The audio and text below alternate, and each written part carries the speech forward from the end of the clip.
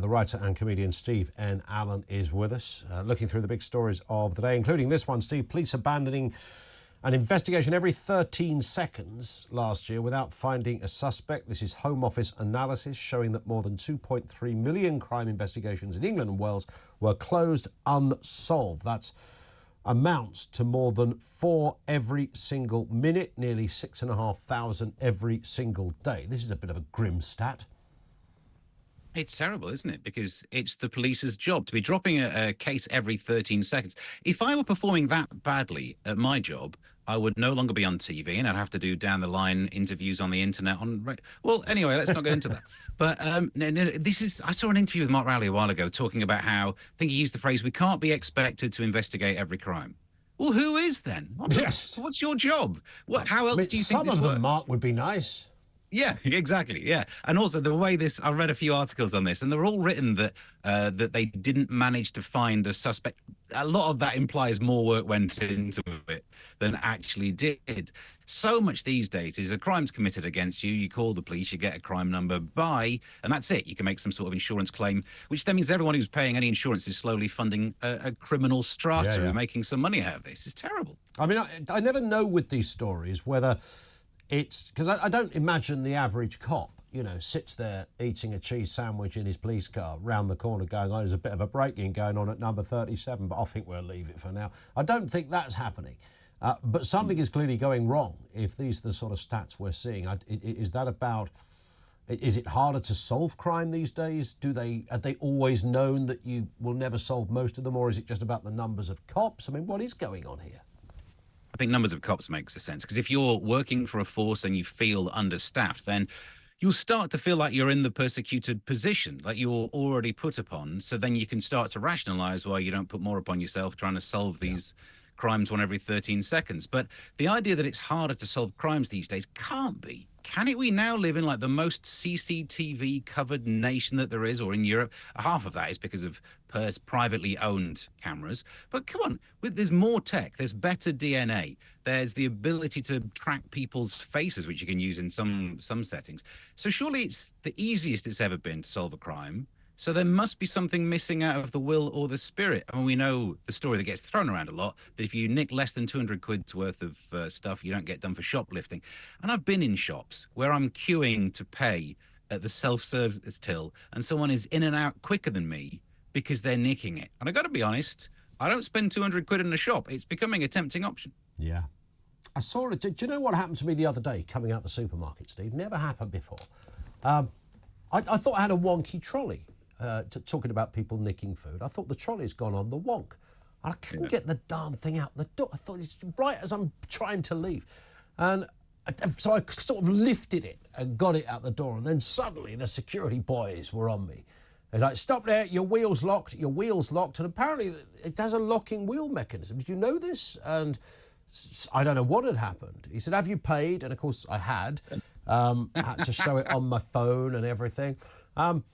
But I wonder how many people, like, as he was trying to get some proof of my purchases, and again, I'm still not completely convinced about the wheel lock thing, but nonetheless, something happened there. But yeah, you see it all the time, people legging it out of supermarkets, and I don't think anybody chases them. No, I mean, they used to have a red line painted around some supermarkets, and if the trolley went beyond that, it sensed that it had gone too far and would lock down. But you're right, we're now going cashless. They don't want to give you a receipt. You have to press 15 buttons to get a receipt, so that when you do get stopped by the security guards, they're halfway through a strip search by the time you can get up your credit card to prove that you paid for it. I love the fact that they clocked you as a wrong 'un straight away. That does make a lot of sense. Yeah, and oddly, literally about 4 days before, I'd seen a guy definitely walk out without paying. I've seen it a few times in the same shop, but this was a more recent one. And then, of course, you're panicking looking at your phone because I didn't take the receipt, because I never take, would you like a receipt with your purchase? By the way, the voice at the self-service checkouts in Tesco, I swear, is Rishi Sunak. And I'm not, there's not a cheap kind of observation. I genuinely think it's Rishi. He's got a new job lined up. Because it sounds like him, or you pressed a button and it said, please don't let us lose that badly. Not in the face, not in the face. It said that, yeah. That genuinely, for ages, I'm going, who does that sound like? Who does that? It's the Prime Minister. There's his new job. Final one, Steve. Of course, England into the quarter-finals. After that moment of magic from Jude Bellingham. Let's have a listen to the man who equalised for the country, speaking after the game on the mixed emotions in those last few minutes.